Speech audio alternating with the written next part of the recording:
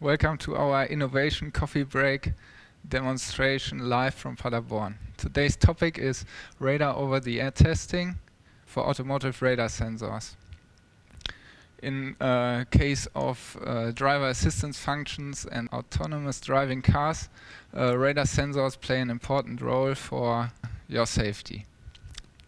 Therefore, in case of validation, testing and calibration of radar sensors, D-Space offers a special device which is called DARTS. DARTS stands for D-Space Automotive Radar Target Simulator.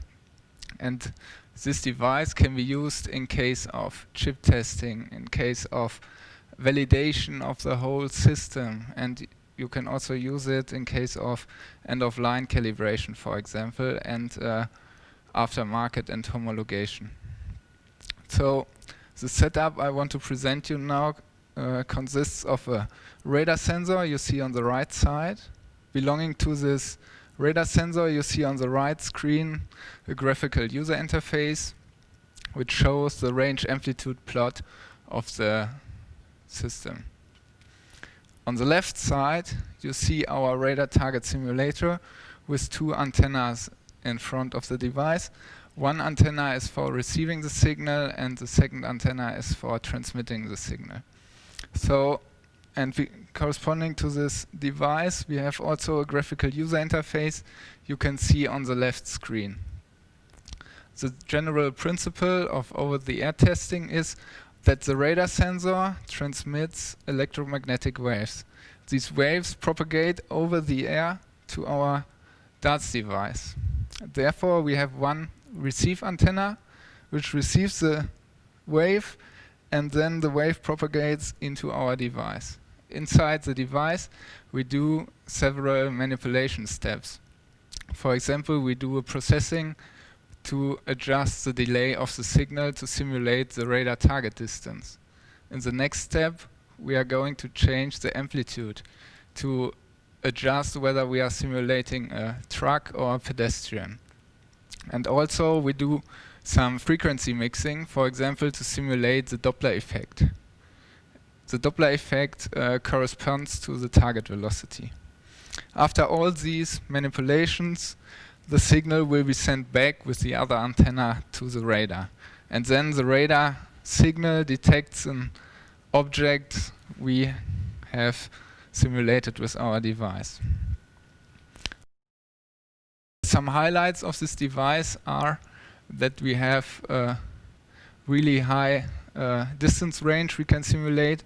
It starts from 60 centimeters up to 1 kilometer, and the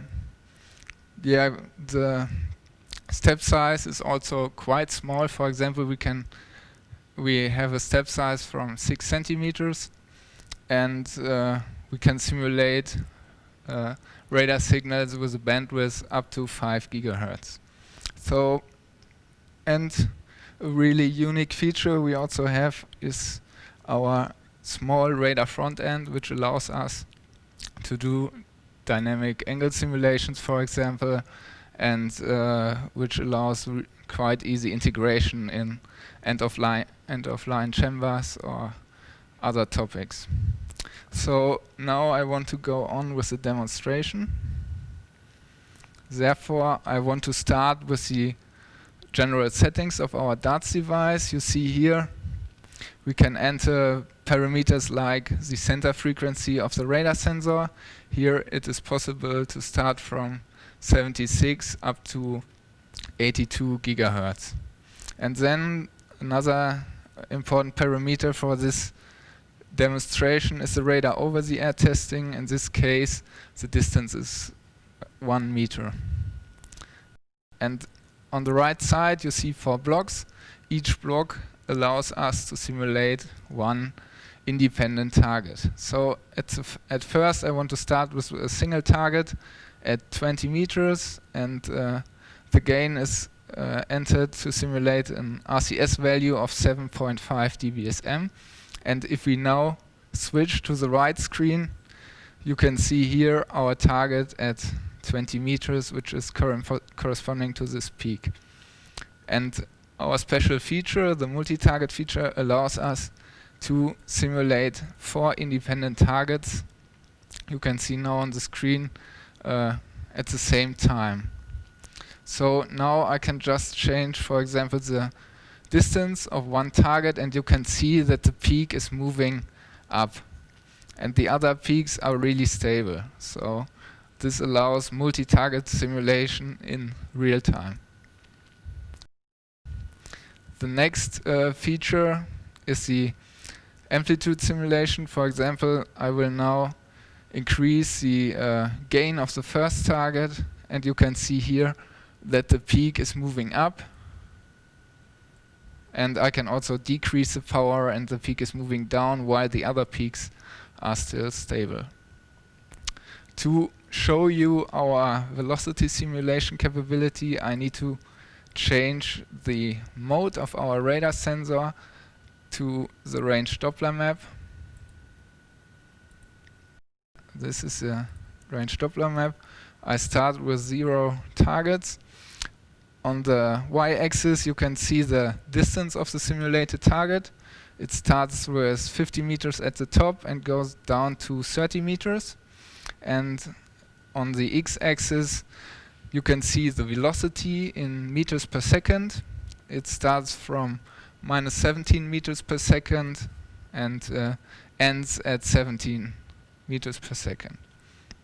So let's start with one target. At the moment the velocity is 0 kilometers per hour, and if I increase the value of the speed, you can see that the peak is moving up. If I decrease the velocity, you can see that the peak is moving down. And you can see that this measured peak is really stable. And now I can enable the other targets.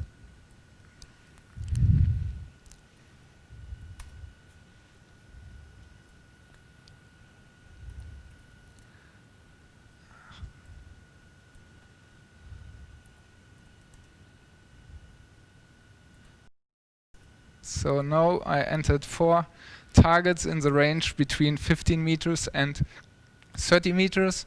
And now if I change the speed, you can see now this peak is moving to the right. If I decrease it for the force, it moves into the other direction, and the others are not affected. And I can also do decrease in the amplitude, and you can see that this dot is getting smaller.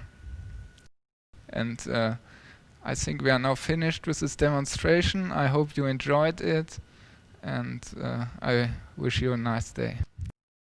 DSpace, your partner in simulation and validation.